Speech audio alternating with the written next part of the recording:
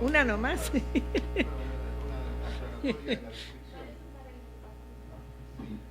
puntual en las variaciones de esta sorpresa de África, todas las preguntas que... Gracias. La formulación de la pregunta es idéntica en las regiones. Las muestras son iguales, la formulación de la pregunta es idéntica, tienen traducción para adelante y para atrás igual, método igual, pregunta más o menos en la misma parte del cuestionario. Es más similitud que la que tenemos, no es difícil tenerla. ¿Sí?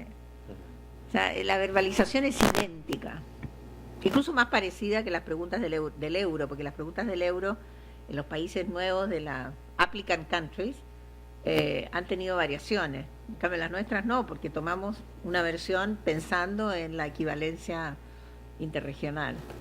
Ya. Es ahí donde planteas que los marcos teóricos no resultan para explicar estas variaciones. Preguntas, por favor, queridos amigos. No quiero destruir con esto la idea de que la variable confianza institucional no sirve, pero sí yo creo que hay que ponerle interrogantes. Adelante. Bueno, Marta, muchas gracias, muy interesante la presentación. Quería preguntarte específicamente sobre la pregunta de la confianza en el Estado, porque yo en el informe del 2015, yo hablé de eso hoy a la mañana, sobre la credibilidad de que el Estado actúa en pos del bien común. Y yo la última pregunta que vi sobre el Estado, no sobre el gobierno, es del 2015. Y son unos números catastróficos, porque todos los países están por encima del 50% que creen poco o nada que el Estado actúa en pos del bien común, salvo Uruguay, que recuerdo era 35%. Y eso, relacionado con lo que contabas ayer, de cómo se hacen políticas públicas, si vos tenés la mayor parte de la población que piensa que las políticas públicas que el Estado hace no le creen absolutamente nada, digamos, el nivel de crisis que eso puede generar es mayor que una crisis de gobierno, digamos. Si yo pienso que el gobierno no actúa en pos del bien común, la próxima elección voto por otro. Claro. Con el Estado, digamos, con esa maquinaria que se puede hacer. Quería saber si tenés del 2015 en adelante preguntas o qué otras comentarios puedes hacer. Bueno, me parece interesante tu comentario de que en realidad es más grave la desconfianza en el Estado que en el gobierno, porque efectivamente el Estado tendría que migrar a otro Estado que fuera más confiable, porque no puedes eliminarlo, en cambio el gobierno sí. Ahí tienes la rayita verde. Es hasta este gráfico está hasta el 2015, esto es lo que tú viste, no está actualizado este gráfico, pero está el dato. Yo creo que el problema es que lo que vale, yo creo, es esta condición en que están todas atadas, ¿no? Todas estas confianzas están en el mismo buque, y para cambiar una tienes que cambiarlas todas. Y entonces eso requiere y eso sugiere que el mejoramiento de la consolidación de la democracia, porque no sé si puse después, mira, sí, ahí está, el mejoramiento del apoyo a la democracia tiene que ver con reformas estructurales al final de cuentas, porque si no, no vamos a salir de este sopor que no va a ningún lado, que va, que vuelve, que no se mueve, ¿no? Y que a lo mejor no va a producir esto es como la diabetes, ¿no? La enfermedad que tiene la consolidación de la democracia en América Latina es como la diabetes, una enfermedad que no se ve, que no te hace sentir que es grave, que existe y que termina matándote. Entonces, claro, te tienes que cuidar. En la diabetes te tienes que cuidar de no comer azúcar, de hacer un montón de cosas, pero sigue circulando. En la calle nadie te distingue como diabética, pero sigues teniendo la enfermedad. Entonces, la consolidación de la democracia adolece de una enfermedad de esa naturaleza, ¿no? Donde silenciosa, que te corroe, que no te deja avanzar y que termina, ¿no es cierto?, destruyéndote por dentro. Y por eso que a lo mejor las sociedades latinoamericanas están teniendo tantas dificultades, porque la democracia no logra pasar la barrera de esta enfermedad, que es una reforma más estructural. O sea, la tesis de Cardoso no vale, en el sentido de que las sociedades latinoamericanas se podían reformar a través de pequeñas reformas. Claramente, tanto el resultado de las políticas públicas como esta atadura que tienen las confianzas más bien sugiere un quiebre que una reforma gradual. Porque la reforma gradual no ha logrado convencer, a menos de que exista un liderazgo fuerte, con mucha, digamos, imposición que te convenza, no se ve. Bueno, gracias Marta, fantástico. Voy a hacer el contrario, ahora te voy a pedir su intuición. ¿Cuál es tu intuición respecto a las diferencias a los datos tan increíbles de África, Asia y la América Latina? Esa es una pregunta. La segunda es que liquidaste con Robert Putnam, ¿verdad? O sea, por lo menos en América Latina, ¿no? Si yo confío en mi colega que canta conmigo en el coro de la iglesia, no me sirve para nada para confiar en las... Es no. Eso lo que... Exacto. Y la tercera es en la última tabla ahí. ¿Hay correlación entre los factores o no? O sea, que tú puedes pensar que yo puedo confiar en ese grupo en el primer factor y no en los siguientes. ¿Cómo es la correlación entre los distintos factores, ¿no? Ok. ¿Sí?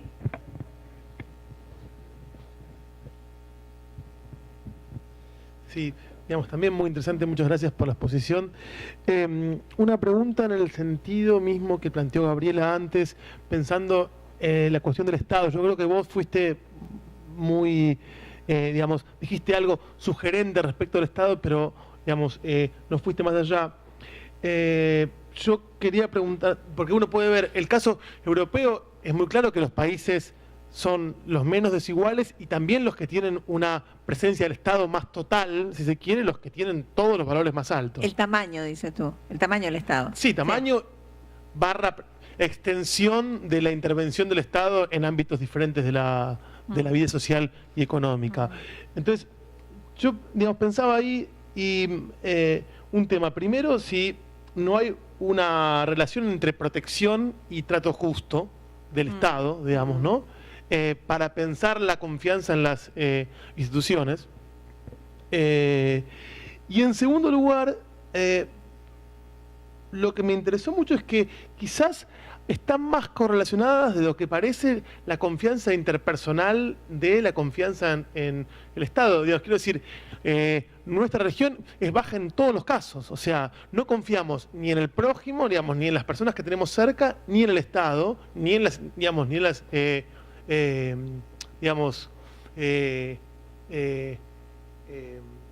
gobierno, digamos.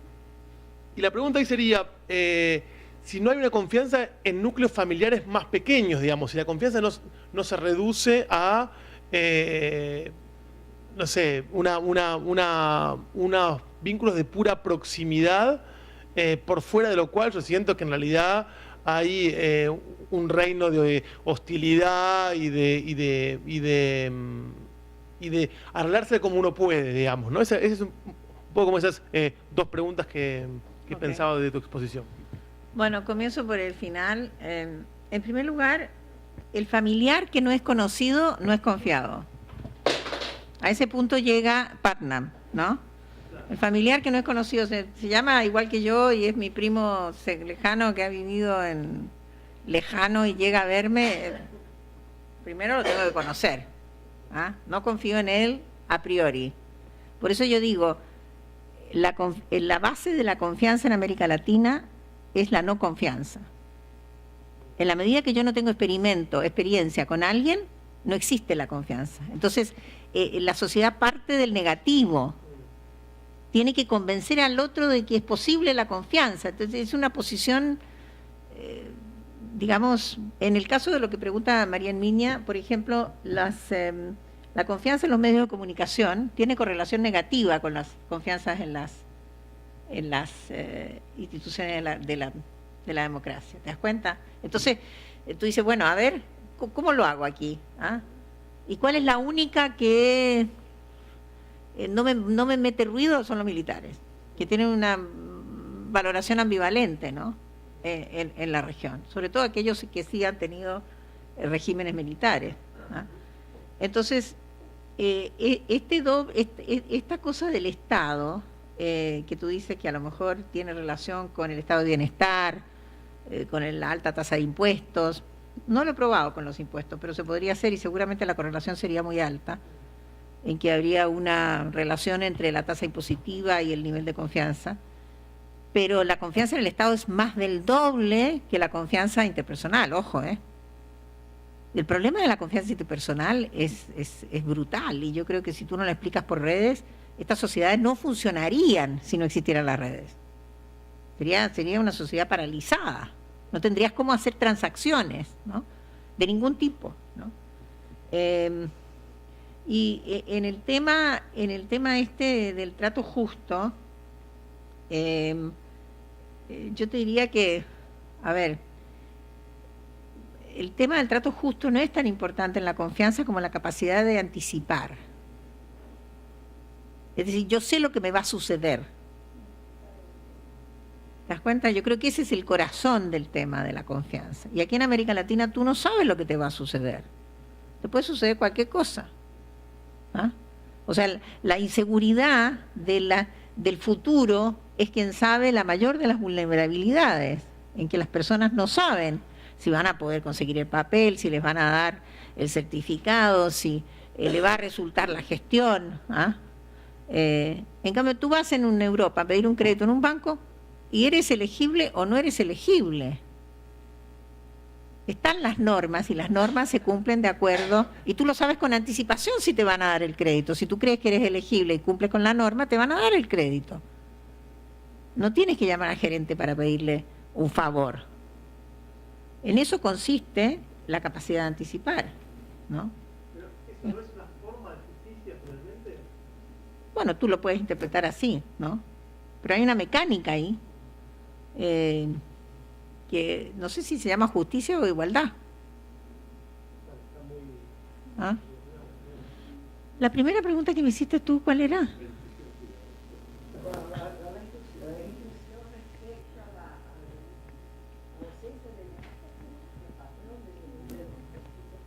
Entre los distintos continentes, sí, mira, a ver, hemos tenido varias sesiones con los colegas de otras partes del mundo que han sido muy interesantes porque en estas sesiones en que hay miembros de países de estos lugares, ¿no es cierto?, cada cual le explica al otro cómo funciona la confianza en esa parte del mundo. ¿Te das cuenta? Entonces, tú dices, bueno, lo que me está diciendo respecto de Malasia o de, no sé, la Côte d'Ivoire, hace sentido. Pero ¿cómo lo integro? Entonces, me parece que ahí es donde llega, a lo mejor hasta ahí tiene que llegar, a lo mejor la conclusión del libro va a ser hasta ahí tiene que llegar la comparativa regional, cultural, porque no existen los expertos, y ahí es yo creo donde creo que nos paramos, no existen los expertos mundiales que conocen a fondo en lo que te pasa a ti cuando le vas a pedir un experto en, no sé, en Nicaragua, que tú no sabes suficiente de Nicaragua y tienes que basarte en lo que te dice el tipo ese. No existen los expertos mundiales que saben de 60 países. Entonces no puedes tener un análisis sino que en colaboración con lo que te dice el experto del otro país. Pero como son 90, y no hay interpretaciones regionales tampoco, tú no podrías decir que ayer decíamos que América Latina era muy heterogénea. Efectivamente, es una heterogeneidad brutal. Y tú puedes hacer grupos por distintos tipos. En el libro que escribimos con CEPAL, agrupamos a la América Latina en 3, en los países de brecha amplia, brecha baja, brecha mediana, y uno puede hacer miles de tipologías, pero no puedes hablar de la América Latina. Lo mismo pasa con Asia, lo mismo pasa con África. Entonces, primero, ¿cómo construyes la tipología? Empiezas a construir la tipología con confianza y se te desarma cuando le agregas la variable de democracia. Empiezas a construir la tipología por el régimen político y se te desarma cuando le metes la percepción. Yo creo que nos falta tiempo, nos falta mucha investigación, nos falta conocimiento, nos falta sistematización y nos falta comprender qué significan las variables. Está toda esta discusión, qué significa la pregunta de Lins Morlino sobre el apoyo a la democracia, ¿no? Esta pregunta. Que mucha gente dice, mira, no sirve, porque cuando tú mencionas la palabra democracia ya está cegada. ¿Ok?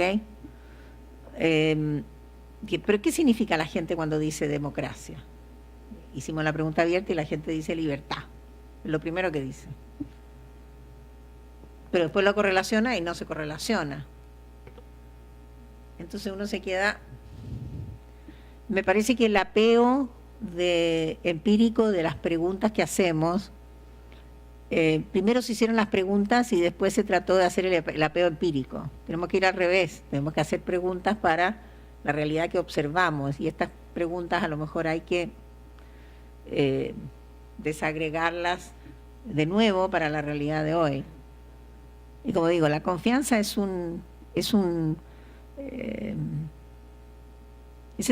heterogéneo el componente que la gente responde. Es heterogéneo, es demasiado heterogéneo para interpretarlo interculturalmente. Claramente en África la gente está contestando otra cosa. Pero ¿cómo lo describo? ¿Cómo lo desmenuzo? ¿Cómo la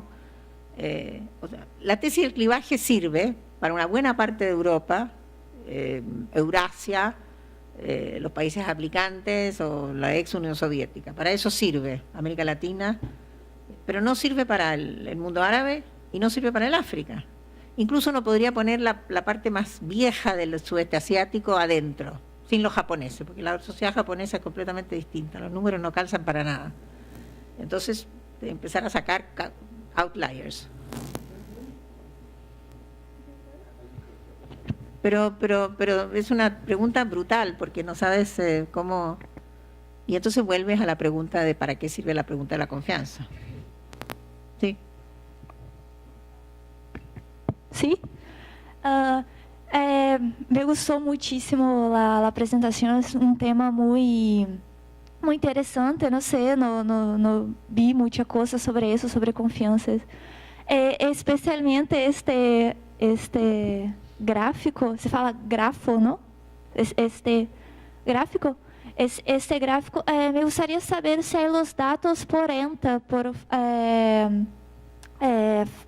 faixa de renta, como se dice, si los datos están desagregados por porciones de ingreso, porque yo pienso en los 80, los 90 hubo un gran periodo de instabilidad presidencial en Latinoamérica.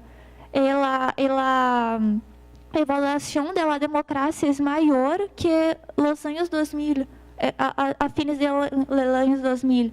Y yo pienso también que no es la misma cosa, y por eso es interesante saber la renta, como los más pobres, los más ricos son afectados por las políticas públicas, porque los países supuestamente de la marea rosa, los países más de una izquierda o centro-izquierda, hicieron políticas redistributivistas que han aumentado o intentaron redistribuir la renta entre los más pobres. Entonces, no sé si hacer algún recorte. Por eso sería interesante. Es curioso porque en los 80 hubo muchas quedas presidenciales en grande parte de los países de Latinoamérica, y la evaluación de la democracia es mayor que a los fines de los 2010. No tenemos datos de los años 80.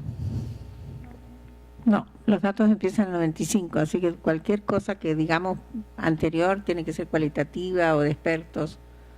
No tenemos cómo comparar.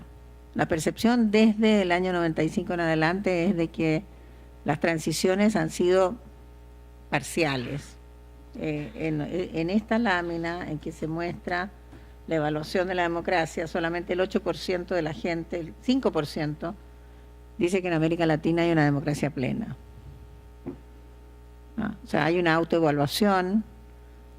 Por supuesto, los datos están por país y puedes bajarlos, están en el banco de datos de Latinobarómetro, los puedes bajar toda la serie completa desde el año 95 al 16.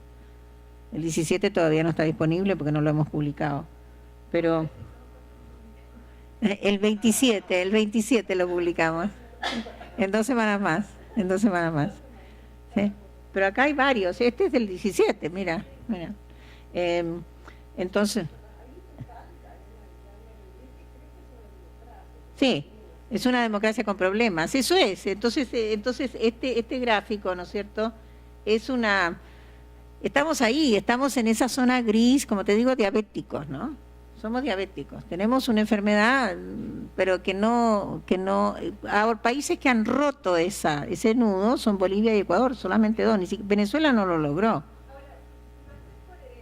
Porque a mí, digamos, como profesora, hay una cosa muy impresionista, es que los más jóvenes que no vivieron la dictadura, te dicen que esto por ahí es una democracia formal, que es, digamos, elecciones, que no es una democracia verdadera. Entonces ahí va a haber un quiebre generacional.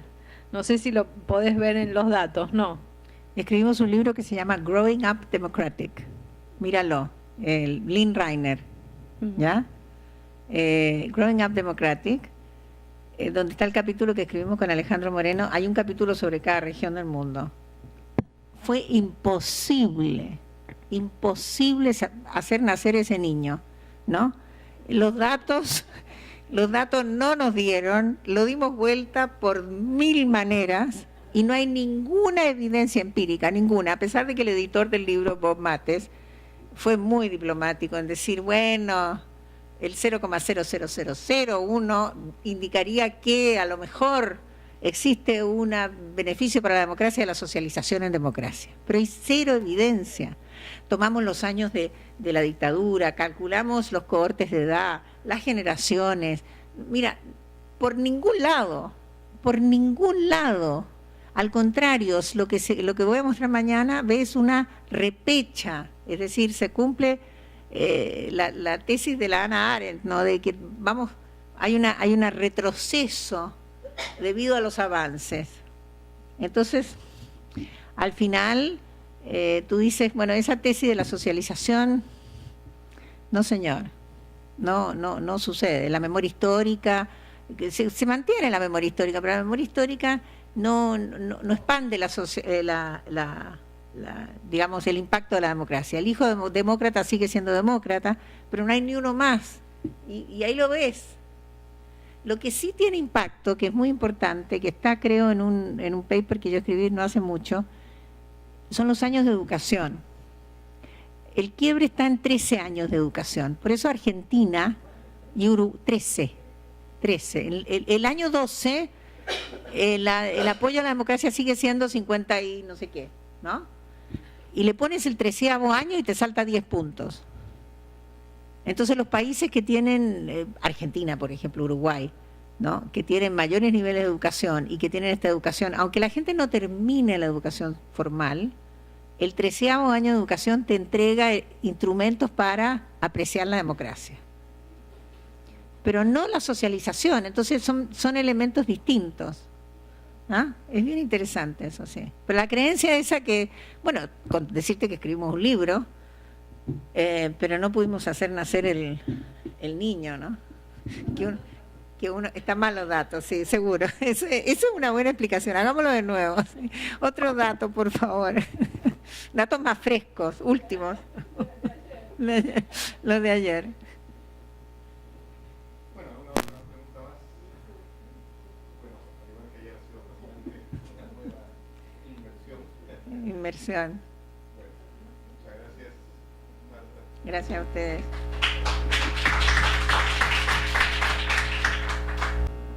Magistral de Marta Lagos. Preguntaba a Herminia cuál era el modelo esto que justificaba la sobreexplotación de Marta en la cátedra.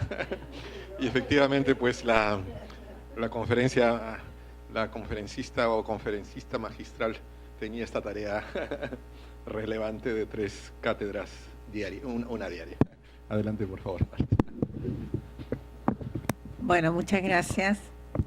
Es, como dije ayer, un placer estar aquí y de verdad es siempre una oportunidad para parar un poco y reflexionar y juntar material y poder articularlo, así que muchas gracias por esa obligación. Bueno, lo que les voy a presentar es resultado de una, pongámoslo así, un paper fallido que me pidió la Universidad de Rice. Yo soy fellow en la Universidad de Rice y me pidieron escribir algo sobre la confianza. Entonces, con mucho entusiasmo, me tiro a nado en los datos de los 5 barómetros existentes: Asia, África, mundo árabe, América Latina y Eurasia, y el Eurobarómetro, y empiezo a recopilar información. En realidad la parte de recopilación fue muy trabajosa, pero fácil de hacer, ¿no? Era trabajo, pero era mecánico, ¿no? Bueno, y una vez que tuvieron los datos listos, me puse a mirarlos, a analizarlos, a darlos vuelta, a correlacionarlos, y escribí una primera versión completamente inarticulada. Como inarticulado eran los datos. Entonces empecé a retroceder, ¿no? ¿Qué había que hacer para darle una interpretación a estos datos? Y eso es lo que les voy a presentar hoy día. Al final, con Rice llegamos a la conclusión de que el tema era un libro y no un paper, y por lo tanto teníamos que cambiar de tema. Es lo que suele suceder, lo guardas en un cajón y dice: algún día voy a escribir un libro sobre este tema, pero habría que hacer otras cosas. Ahora, ¿cuál es la cuestión que nos concierne cuando miramos los datos de confianza de esa manera más global? Al retroceder en la lógica para encontrar una explicación, llegué a la conclusión de que nos concierne, o sea, la cuestión central que nos concierne es saber por qué los hombres adhieren a una idea, a una persona o a una institución. ¿Qué está detrás de la adhesión? Y ello lleva a su vez a la situación primaria de poder saber cuál es el poder que nos lleva a consentir, que hace que el ser humano consienta una acción o un comportamiento de otro. Dos cosas hacen que el ser humano consienta. Uno es el entendimiento y la voluntad, el entendimiento, y el otro la voluntad. La más natural es aquella del entendimiento, que hace consentir las verdades demostradas que están fundamentadas por los valores. La más ordinaria de la manera de consentir es la voluntad. Entonces el hombre tiene dos razones para comportarse, dos razones centrales, básicas, ¿no? Una es la convicción de los valores y la otra es el convencimiento de la voluntad por la experiencia, que puede contradecir los valores. El convencimiento no requiere de educación, sino basta con la experiencia. Es el comportamiento basado en la experiencia, llego yo a la conclusión final, lo que nos tiene culturalmente retenidos como América Latina en el presente. La experiencia permite la atomización de las realidades, tal cual le sucede a Aureliano Buendía, que puede vivir mundos segmentados donde el hielo no se conoce. El hielo puede estar a 1 kilómetro, pero él no conoce el hielo, es un mundo segmentado. América Latina es un mundo segmentado por la experiencia que nos lleva a un comportamiento lleno de sospechas derivadas de la propia experiencia. La discriminación, la inequidad, la desigualdad del ingreso, la libertad de elección, son experiencias milenarias instaladas en las sociedades latinoamericanas. A ello se le agregan las experiencias nuevas de la era de la democratización y de la era del crecimiento económico. La ausencia de movilidad social, la exclusión del consumo, la inestabilidad laboral. La desigualdad del progreso, la dificultad de acceso a las oportunidades y el brutal contraste con el mundo que se observa no en la pantalla de la televisión, sino que en la pantalla del smartphone. La confianza no es otra cosa que la capacidad de anticipar lo que sucede. Se confía en el automóvil porque parte, se confía en la luz eléctrica porque ilumina, se confía en el refrigerador porque enfría. Y se confía en una persona cuando se puede anticipar lo que esa persona va a hacer ante un estímulo. La confianza en las instituciones consiste en saber cómo se comporta la institución ante un estímulo determinado. La justicia que produce justicia, la democracia que entrega soberanía, el parlamento que legisla para el pueblo, el Estado que tiene las leyes para todos por igual. Son hechos conocidos, silogismos categóricos, ¿no es cierto?, que suceden o no suceden. El convencimiento de la experiencia nos lleva a la confirmación de la desconfianza, aquello que debe suceder y que no sucede. En América Latina las cosas suceden de manera distinta de lo esperado, especialmente cuando nadie está mirando. Entonces existe también la sospecha de la eficiencia, ¿no? O de la no eficiencia. Es una ecuación muy fácil de resolver. Bastaría con que sucediera lo que se declara que tiene que suceder. En la visión del mundo basada en la experiencia, el mundo atomizado, segmentado de Aureliano Buendía, nos ha llevado a los resultados de la última elección presidencial en Estados Unidos, al Brexit, a la salida del Reino Unido de la Unión Europea, y también al plebiscito de Colombia. Todos ellos niegan el proceso de globalización y le devuelven el concepto de soberanía del comportamiento a cada cual en el lugar donde vive, sin importar una visión del mundo. El comportamiento basado en la experiencia implica no tener una visión del mundo. Es un comportamiento atomizado, segmentado de acuerdo al lugar donde cada cual vive. Este fenómeno se refuerza en el hecho de que buena parte de la población no consume noticias. Los medios de comunicación han convertido la hora de noticias en América Latina en un espectáculo de información sin noticias que ubiquen a las personas en el mundo. Es decir, refuerzan la atomización de los grupos sociales, llevándolos al aislamiento de los fenómenos. Los ciudadanos se integran a un proceso mediático que conduce la conversación societal, que se diferencia de la conversación donde vive cada cual. Tom Patterson tiene un muy buen libro, colega mío que es profesor en Harvard, que se llama Out of Order, donde describe estos dos mundos, ¿no? El mundo que la gente ve en la pantalla de televisión y el mundo que vive la gente, que son dos mundos completamente desasociados. El latinoamericano no se comporta en función de lo que hacen otros pueblos, ni los cercanos ni los lejanos. Una parte importante de la población estima que el mundo allá afuera es más negativo que la realidad de cada cual, reforzando la segmentación y diluyendo la visión del mundo, como veíamos ayer en unos datos.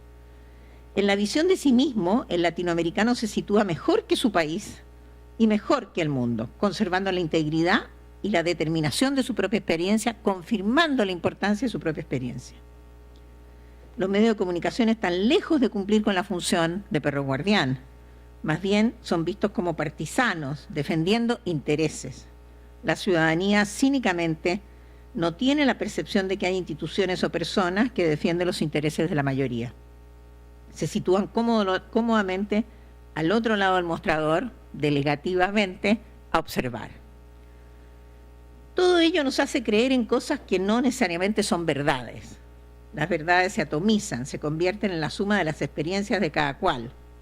Son realidades parciales, sin una visión de sociedad, que están reforzadas por el alejamiento de la agenda informativa y por ende, por lo que esa agenda pueda reflejar. Las personas no reconocen que la sociedad son ellos y se sientan afuera de su propia sociedad.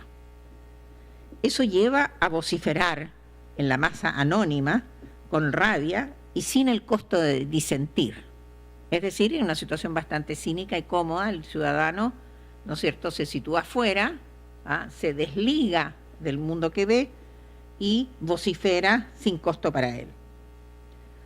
No menor es el hecho de que el 70% de los latinoamericanos dicen que ellos mismos no dicen lo que piensan frente a terceros desconocidos. Entonces vivimos un mundo que no conocemos. Son los liderazgos los que nos llevan a tener visiones de una sociedad, y es una sociedad abierta en el sentido de Popper el que nos lleva a tener una visión del mundo. Es así como llegamos a los fetiches revolucionarios y reaccionarios que han permanecido en el imaginario colectivo de la región basados en la experiencia. Es lo que Inglehart llama el grado de racionalidad o tradicionalismo de una sociedad que veremos mañana. Hay mucha evidencia de la formación de redes adentro de la región en la medida que un grupo humano comparte un conjunto de experiencias homogeneizando sus comportamientos basados en ellos. Esos grupos por su parte se diferencian de otros en la medida que sus experiencias se diferencian. Sus verdades son diferentes hasta discrepantes. Sus visiones de la realidad basadas en hechos concretos y sistemáticos son diferentes. Ahí está el trabajo de Larisa Lomnitz, que se los recomiendo, es un trabajo antropológico sobre las redes en México. Se dibuja de esta manera las comunidades, las redes, los segmentos de nuestra sociedad que no están integradas entre sí. Estas se separan, desconfiando del otro, pero confiando infinitamente al interior del propio grupo. Es la confianza de la piel, aquella que confía en la persona que se conoce, que se le ha visto los ojos. La llegada de la democracia, lejos de desmantelar las redes, ha creado nuevas, y es ahí donde nos confundimos. La modernidad es otra red, nueva. El crecimiento económico, otra red, nueva. Pero las sociedades latinoamericanas se han resistido avanzando con sorprendente lentitud hacia una sociedad abierta, donde no hay redes, donde hay versiones de una visión del mundo, donde las verdades son comunes y societales, compartidas por todos. Las sociedades abiertas tienen una visión y hay liderazgos, ¿no? Liderazgos negativos, positivos, pero hay liderazgos, ¿no? Estados Unidos es una sociedad abierta con fuertes liderazgos. La atomización de los sistemas políticos se produce porque todo aquello que acabo de describir no lleva a la conformación de un conglomerado. Y esta segmentación requiere de representaciones políticas atomizadas, ¿no? Entonces, tenemos una desintegración de los sistemas políticos o una atomización de los sistemas políticos que tiene relación con esta atomización de las redes y el aumento de la desconfianza entre las redes. Entonces, el aumento de pluralidad se transforma en un aumento de, digamos, en un retroceso a sociedades más apartadas las unas de las otras. Las redes que se pueden identificar son múltiples y pueden estar muy superpuestas las unas con las otras. La democracia ha precisamente creado la posibilidad de pertenecer a más de una red, con lo que se ha confundido con la apertura de la sociedad hacia una sociedad abierta. Los demócratas, la izquierda, la derecha, son nuevas redes que llegan con la democracia. La tarjeta de crédito, la tarjeta de casas comerciales son las nuevas redes de prosperidad que le ha llegado a algunos. El uso de Internet y la pertenencia a grupos en redes sociales son redes de la modernidad. La modernidad mecánica de Internet no necesariamente refleja un cambio cultural en la formación de las redes. Cambia la fuente, cambia la mecánica, transforma las redes, pero no las elimina. La desconfianza también se parapetra en las redes sociales, mostrando por partes más fortaleza que antes al tener voz por primera vez. Entonces, estas son redes que se empoderan con la tecnología, sin cambiar la estructura cultural, valórica, de la manera como se relacionan las personas al interior de la sociedad. Se siguen relacionando en redes, ahora conectadas por la tecnología. Las razones de la lentitud en el desmantelamiento de las redes de desconfianza son simplemente que no se han eliminado sus causas.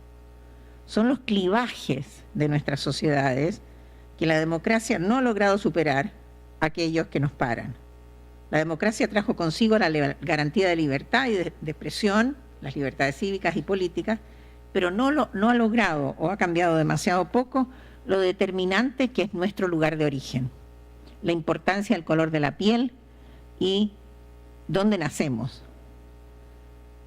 Permanece de alguna manera en el imaginario colectivo la premisa de Felipe II, que decía, y cito a Eliot, para trabajar, ¿para qué vamos a trabajar si podemos esperar que los indios saquen el oro de Potosí? No es mucho lo que ha cambiado ahí, en aquellos a los cuales no les ha llegado el desarrollo. Es una élite rentista que explota. simple, claro.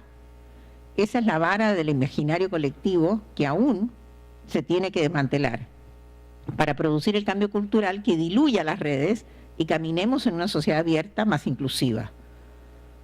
Esa es la vara del desmantelamiento de las desconfianzas. La llegada de la democracia trajo consigo la expectativa de ese desmantelamiento y los avances que se han producido solo confirman las dificultades en lograrlo. Hay impaciencia y desencanto. Vivimos más bien en el ánimo de un futuro deconstruido.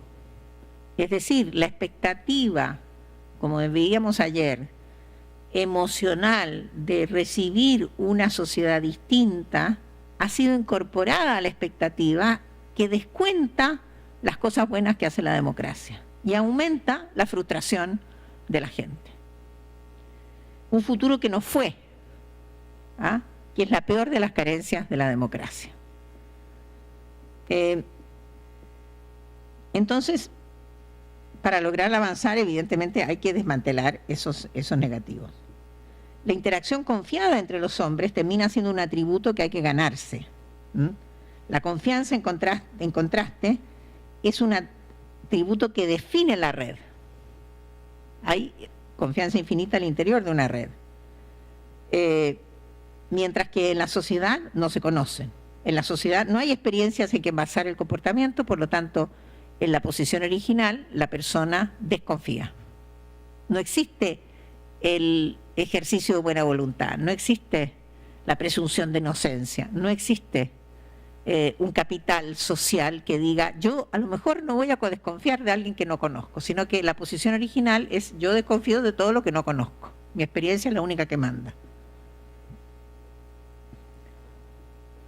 Las sociedades que funcionan en redes terminan no teniendo confianza interpersonal, pero sí al interior de las redes. Esas son las democracias latinoamericanas. Ahora, no es que ustedes no lo sepan, pero solo para recordarlo, en las últimas 2 décadas la economía ha crecido, han disminuido los pobres en cerca de 100 millones de habitantes, ha nacido una clase social nueva, incipiente y aspirante a clase media, ha aumentado la educación, pero la confianza en el otro no ha variado. Es decir, nuestra manera de interactuar con el otro y nuestro respeto por las reglas no han cambiado. Permanecen invariables. Aquello es lo mismo que decir que ni el crecimiento económico ni los crecientes grados de educación nos llevarán a sociedades más confiadas y más confiables. La prolongación de lo que ya hemos hecho no va a aumentar los números de la confianza. Se requieren hacer otras cosas para intentar solucionar el problema de la desconfianza. Entonces, ¿por qué llegué yo a esta conclusión? Les voy a presentar los datos, porque al empezar a comparar los datos,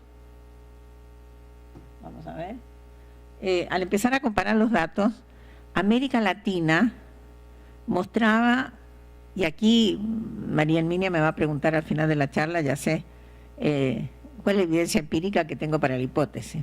Es la intuición de este libro que todavía no está escrito, pero en fin, ustedes me dirán si estoy demasiado equivocada, ¿no?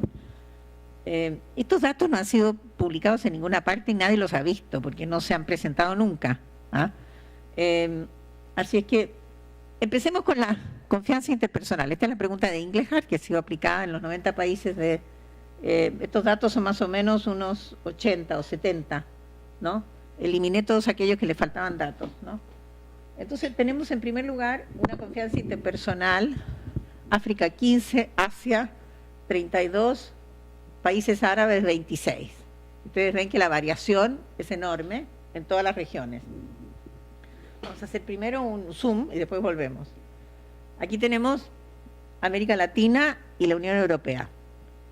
Ahora es muy interesante la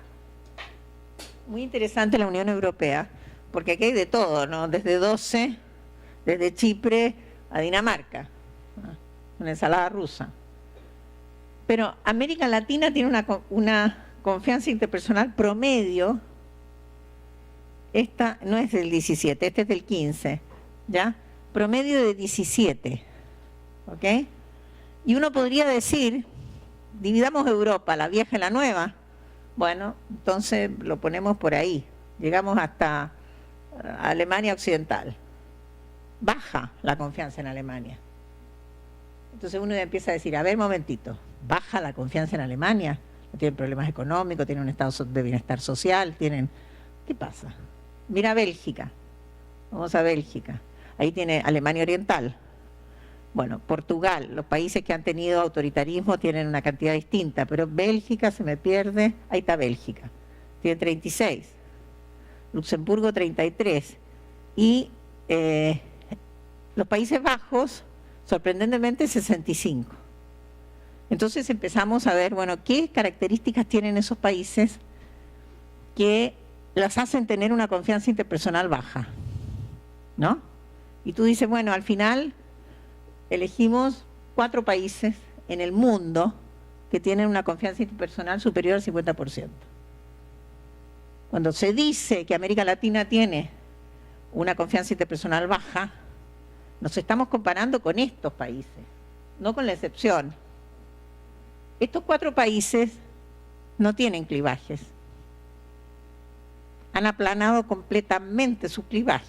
Todos los otros países tú puedes empezar a hacer la lista lentamente de cuáles son los clivajes que están detrás de esa desconfianza interpersonal, tomando en cuenta la historia pasada, el punto de partida, la evolución, si ha ido para arriba o para abajo, etcétera, etcétera.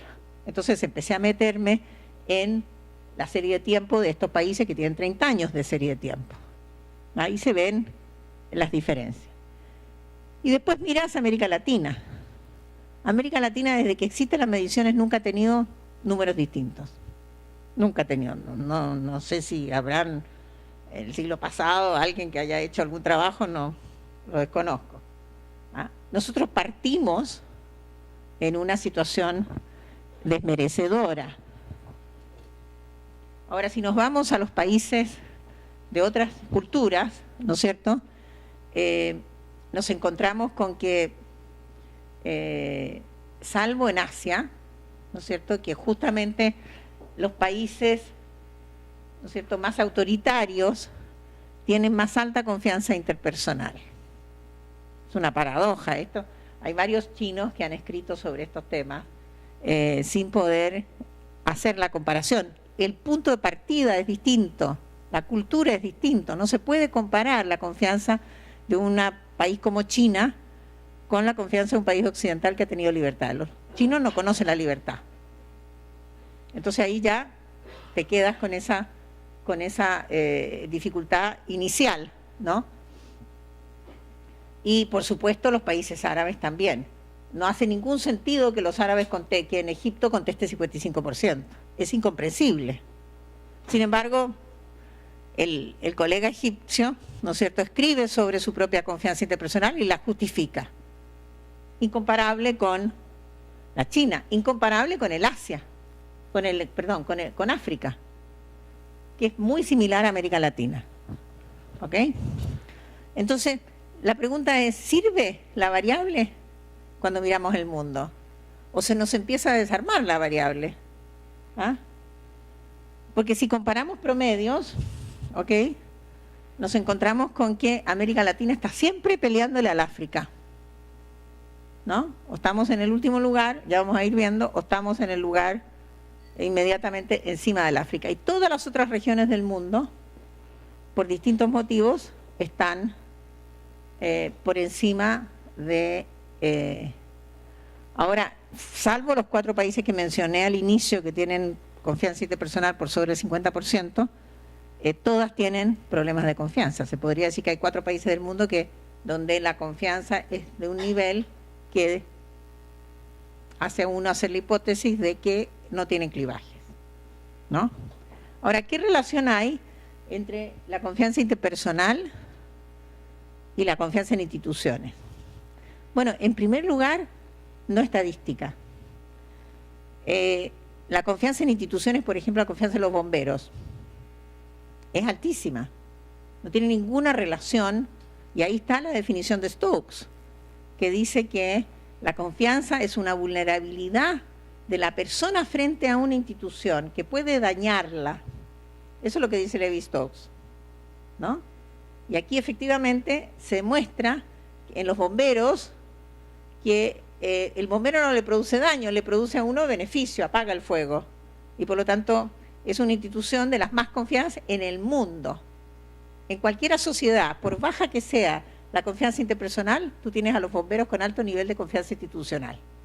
Entonces, no está determinado por la confianza interpersonal, aquella que tú puedes tener en una institución. Es posible, tenemos esa excepción que nos prueba que es posible que la confianza sea superior a la interpersonal, porque si no, todas las confianzas en instituciones serían inferiores a la interpersonal. Entonces, vámonos a la confianza en los presidentes. Fíjense ustedes, y esto es, quien sabe, lo más difícil que no hemos logrado todavía enmarcar en esta historia mundial, la confianza en los presidentes en África. ¿Ah? ¿Qué región del mundo no se quiere ese nivel de confianza? Es enorme, ¿no? Y también en una buena parte del Asia, si uno dividiera, ¿no es cierto?, distintos países del Asia, ¿no? Y la confianza en América Latina, que aquí sí que tenemos series, que ha bajado enormemente, esto es del 13, ha bajado enormemente. Ayer creo que mostré la lámina de la apreciación de los gobiernos, como cae a partir en los últimos años, ¿no? Pero claro, aquí la variación es muchísimo más grande que en África, donde es de 56 a 75, nosotros tenemos de 20 a 73, ¿no? Sí, Costa Rica muy bajo. Eso fue uno de los escándalos que tuvieron de... Sí, sí, sí, sí. Hay muchas de estas que están marcadas por un escándalo o por una elección con problemas. También hay que tomar en cuenta los momentos en el tiempo que tú mides, ¿no? Pero claro, cuando tienes una cosa tan pareja como esa, ya el momento del tiempo deja de tener un rol tan importante y te dice, bueno, ahí está pasando algo en el África que es distinto. ¿Ah? Es decir, la sola existencia de un Estado seguramente produce un nivel de confianza o por último de aspiración de confianza que es distinta a la que hay en otras partes del mundo, ¿no? Pero seguimos. La confianza en el Congreso. De nuevo, América Latina debajo de todas las otras regiones del mundo. O sea, estamos en una... Cuando la gente dice, mira, esto pasa en todas partes, digo, mira, no pasa en todas partes. Nosotros somos una excepción negativa. ¿Ah? América Latina tiene 27% en promedio, de 15 a 49, ¿no? De promedio de confianza en el Congreso. Mientras que en estos países del Asia, 63, y en el África, 59. Es falso que pase en todas partes, que la desconfianza sea generalizada, ¿no?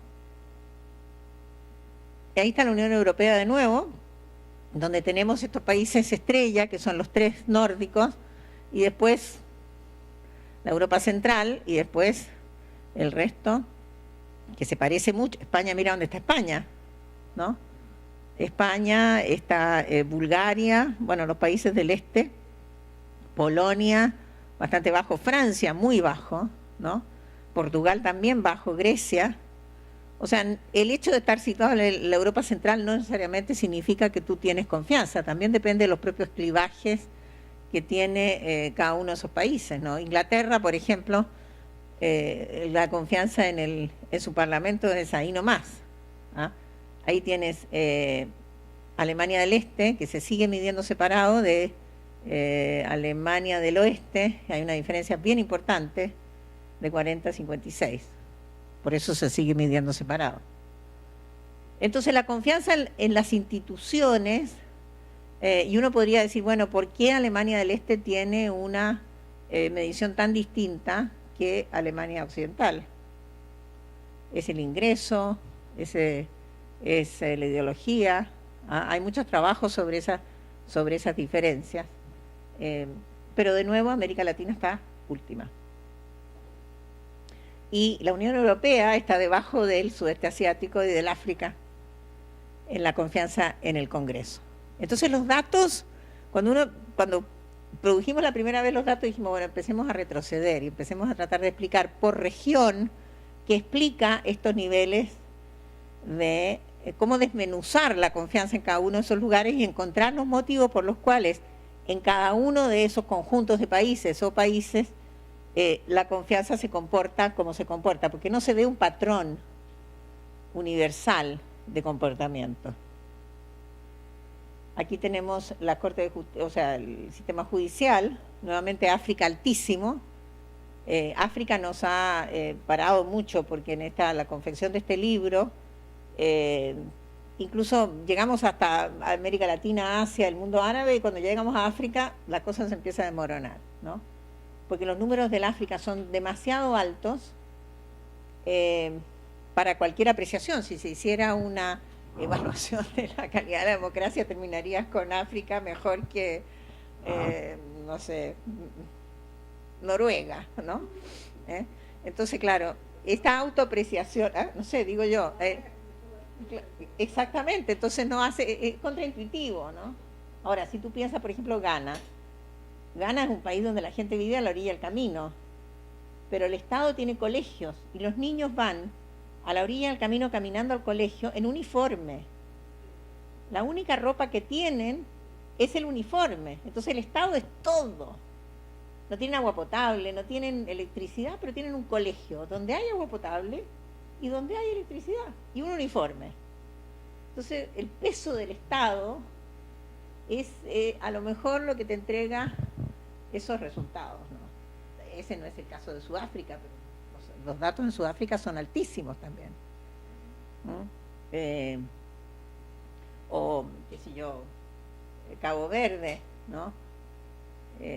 O Mauricio. O sea, son lugares que te interpelan por el peso de la institucionalidad.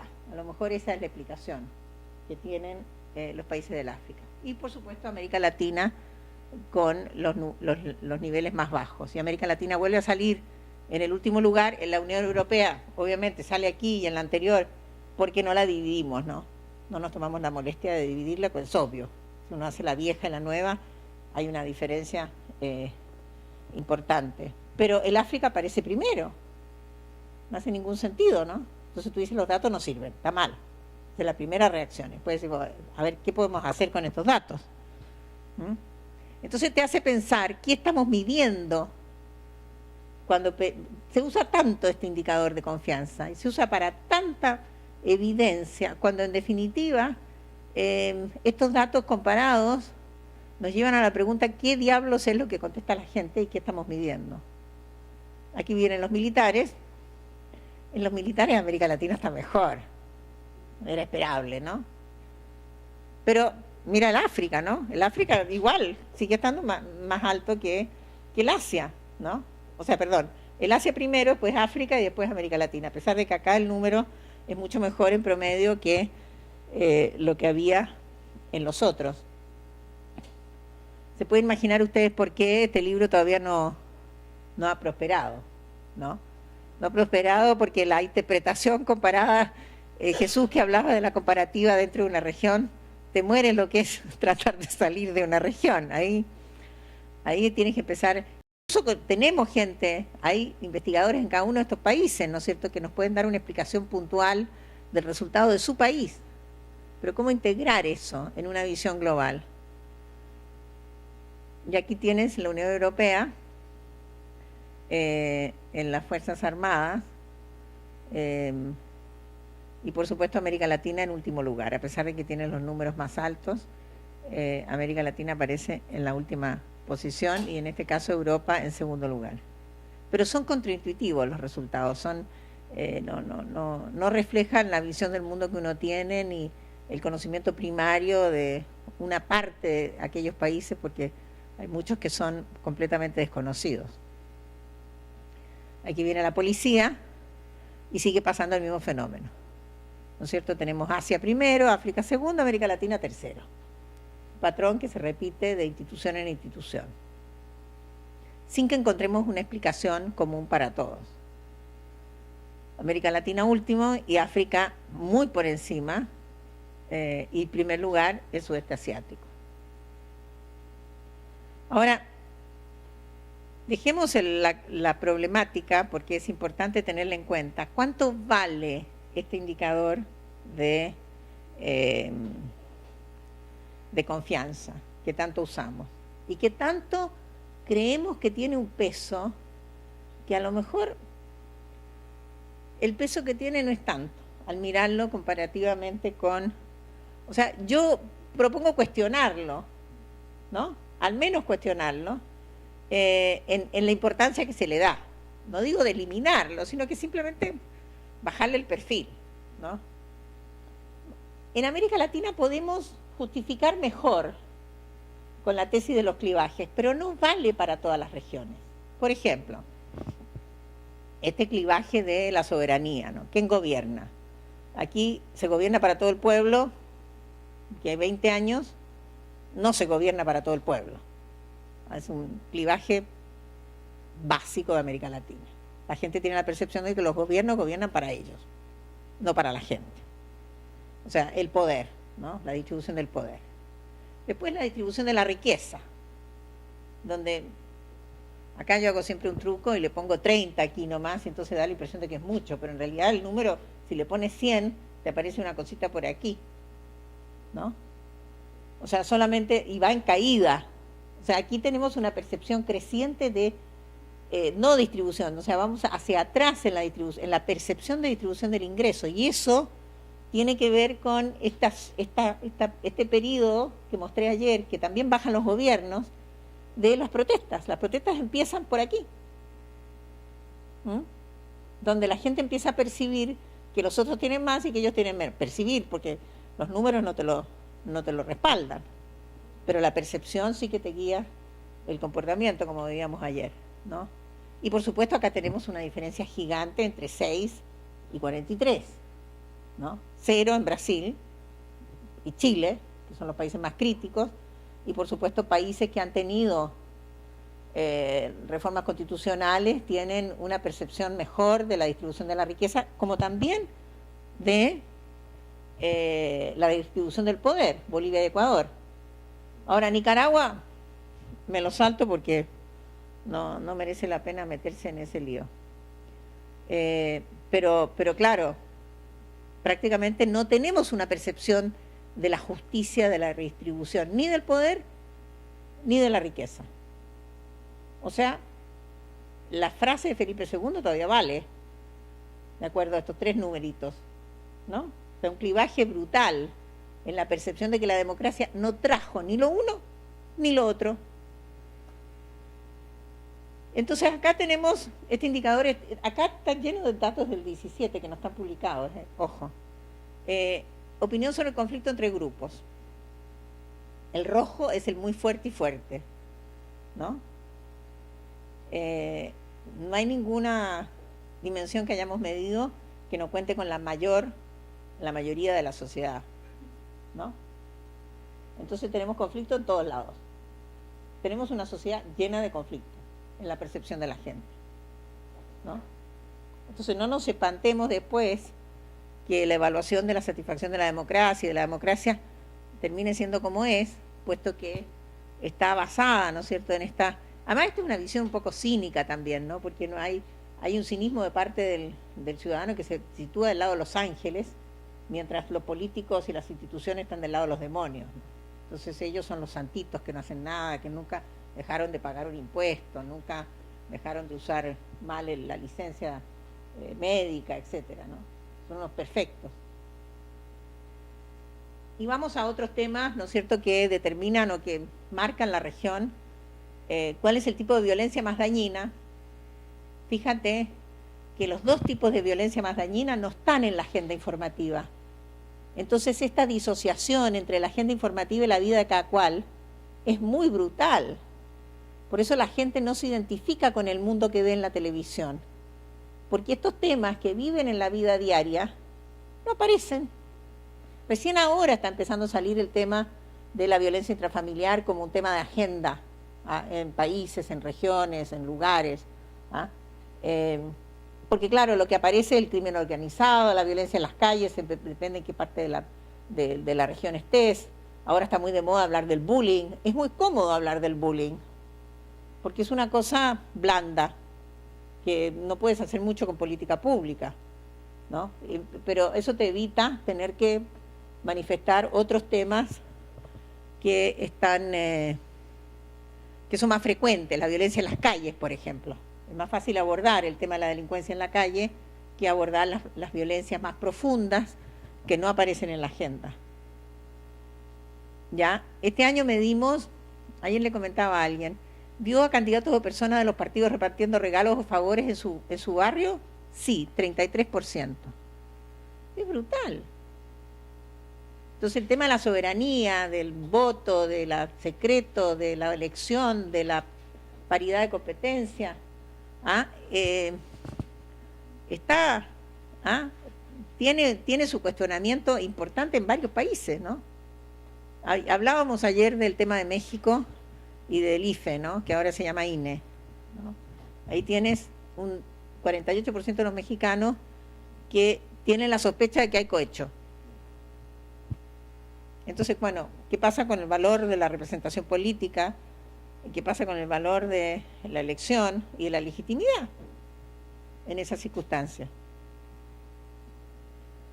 Y el progreso en la reducción de la corrupción, si bien 35 es un número, digamos, importante, es bastante minoritario. Entonces hay una sensación de que se avanza, pero poco y lento. Y tenemos acá una década, un poco más de una década de datos sobre la posibilidad de sobornar a un policía, un ministerio o un juez. En realidad el ministerio es el ministro, ¿no? En el caso del juez ha disminuido significativamente, estadísticamente significativo. En el caso del ministerio sube y baja, y en el caso de la policía definitivamente baja, pero baja poco. Entonces los avances, como decíamos, son lentos, muy lentos, y no suficiente para que la gente sienta que ha cambiado la lucha contra el clivaje. Y volvemos entonces a la confianza. ¿Qué es lo más importante para confiar en las instituciones? Que traten a todos por igual. Una democracia que no trata a todos por igual, que cumplan las promesas, ¿no?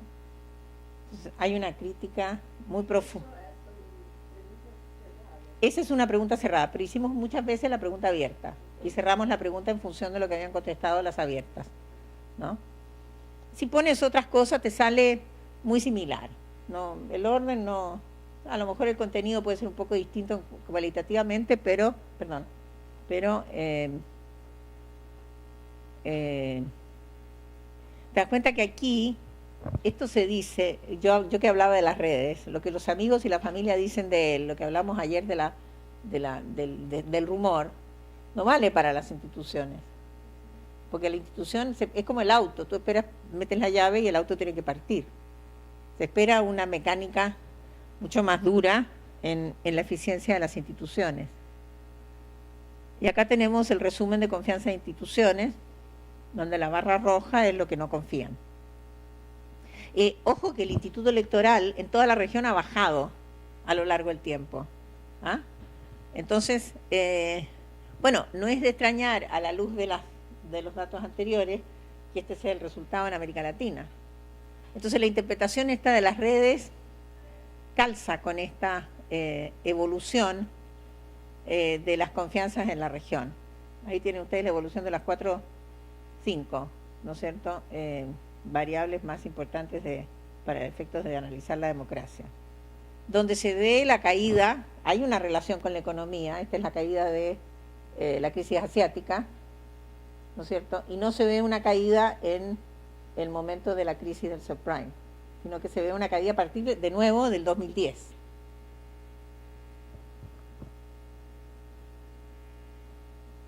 Aquí tenemos los mínimos y los máximos de cada una en 20 años, ¿no?, que tampoco superan ninguna cantidad significativa, pero que sabe lo más importante, y con esto termino, es que si uno corre un análisis factorial de las instituciones, te das cuenta que el sistema judicial, el Congreso, los partidos políticos, las Fuerzas Armadas, la policía, ¿ya? Están todas atadas.